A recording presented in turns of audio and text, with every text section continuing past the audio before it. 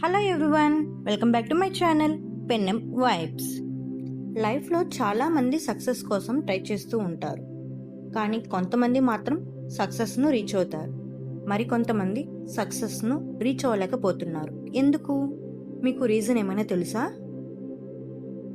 ఎందుకంటే సక్సెస్ అనేది లక్ వల్ల రాదు, టాలెంట్ వల్ల రాదు, అది కన్సిస్టెన్సీ వల్ల వస్తుంది. ఈ స్టోరీలో మనం చూడబోతున్నాం ఒక నార్మల్ పర్సన్ జర్నీ. మీలాగా నాలాగా సింపుల్ పర్సన్ స్టోరీ. మీరు ఈ స్టోరీని చూడడానికి రెడీగా ఉన్నారా? అయితే స్టోరీలోకి వెళ్దాం. The story name is the power of consistency. ఇది రవి యొక్క స్టోరీ. రవికి ఒక డ్రీమ్ ఉండేది, ఇంగ్లీష్ ఇంప్రూవ్ అవ్వాలి అని. ఆఫీస్లోనూ, స్కూల్లోనూ, సొసైటీలోనూ ఇంగ్లీష్ వస్తే లైఫ్ ఈజీగా అవుతుందని తెలుసు, కానీ రవికి కొంచెం భయంగా ఉండేది. నేనేమైనా తప్పుగా మాట్లాడితే నవ్వుతారేమోనని, మిస్టేక్స్ చేస్తే ఇన్సల్ట్ చేస్తారేమోనని. ఈ భయం వల్ల రవి స్టార్ట్ చేయలేకపోతున్నాడు. ప్రతిరోజు మార్నింగ్ అనుకుంటూ ఉంటాడు, ఇవాళ స్టార్ట్ చేయాలి అని. అది కాస్త ఈవినింగ్ అవుతుంది, నైట్ అవుతుంది. అప్పుడు మళ్ళీ అనుకుంటాడు, రేపు పక్కా స్టార్ట్ చేయాలని. కానీ రేపు రేపు రేపు అనేది కొన్ని రోజులు అయ్యింది, కొన్ని నెలలుగా మారిపోయింది. డ్రీమ్ ఉంది కానీ యాక్షన్ లేదు. ఒకరోజు రాత్రి చాలా టయర్డ్గా ఉండగా రవికి ఒక ఆలోచన వచ్చింది. డైలీ 1 అవర్ కాకుండా డైలీ 5 మినిట్స్ ఉంటే చాలు. 5 మినిట్స్ అంటే చాలు, స్మాల్ కదా. 5 మినిట్స్తో మనం స్టార్ట్ చేయొచ్చు కదా. అవునా కాదా? మీరు చెప్పండి. ఎస్, అవును, స్టార్ట్ చేయొచ్చు. 5 మినిట్స్ ఉంటే కూడా సరిపోతుంది ప్రాక్టీస్కి. కానీ రవి ఆ 5 మినిట్స్ని కమిట్మెంట్ చేసుకున్నాడు. బుక్ ఓపెన్ చేశాడు, స్లోగా రీడ్ చేశాడు.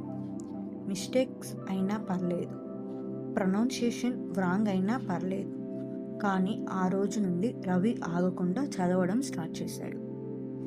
నెక్స్ట్ డే సేమ్ 5 మినిట్స్తో మళ్ళా చదవడం స్టార్ట్ చేశారు.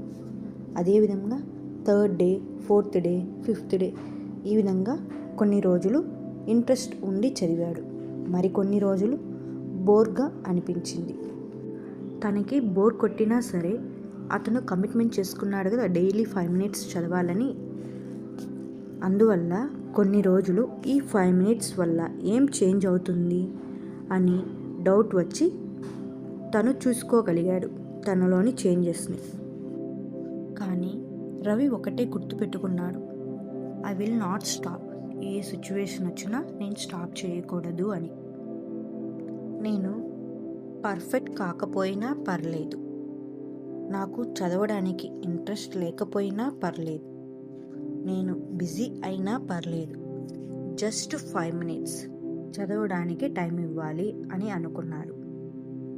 కొన్ని రోజులు గడిచింది, కొన్ని నెలలు గడిచింది. రవి ఏం నోటీస్ చేసుకున్నాడో చూద్దామా. వర్డ్స్ ఈజీగా అర్థమవుతున్నాయని, సెంటెన్స్ చదివితే భయం తగ్గింది అని, మిర్రర్ ముందు మాట్లాడడం స్టార్ట్ చేశాడు. స్టిల్ మిస్టేక్స్ ఉన్నాయి, కానీ ఇప్పుడు రవికి భయం లేదు, షేమ్ లేదు. Because he is improving. స్లోగా, వెరీ స్లోలీ కాన్ఫిడెన్స్ పెరుగుతుంది అతనికి. ఒకరోజు ఇంట్లో రవి ఇంగ్లీష్లో రిప్లై ఇచ్చాడు. పర్ఫెక్ట్ కాకపోయినా గ్రామర్ మిస్టేక్స్ ఉన్నాయి, కానీ ప్రజలు నవ్వలేదు.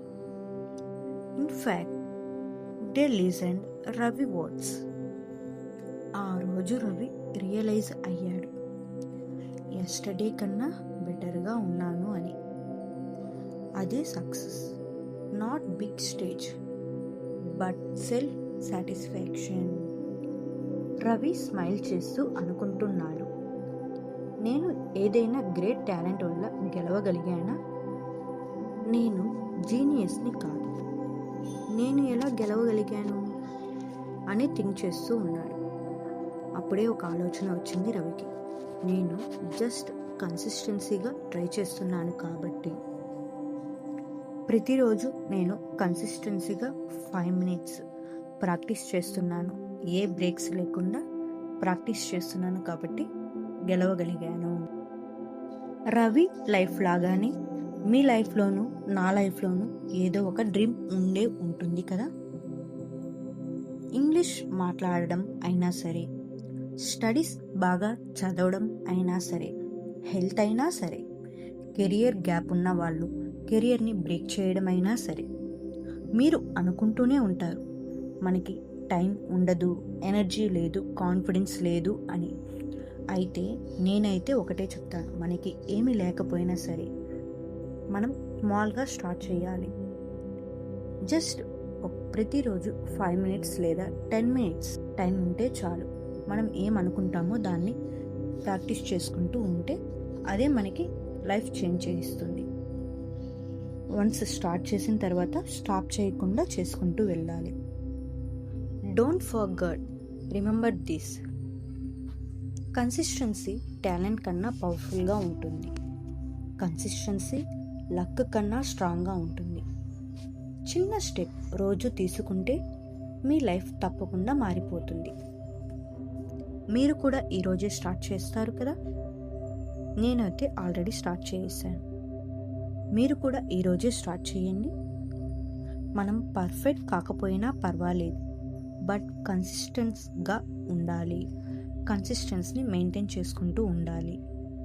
సో మీరు కూడా చూశారు కదా ఈ కథని. కన్సిస్టెన్సీ అంటే ఎంత పవర్ఫుల్గా ఉంటుందో కదా. మీరు కూడా ట్రై చేయండి కన్సిస్టెన్సీగా ఏదో ఒకటి చేయడానికి.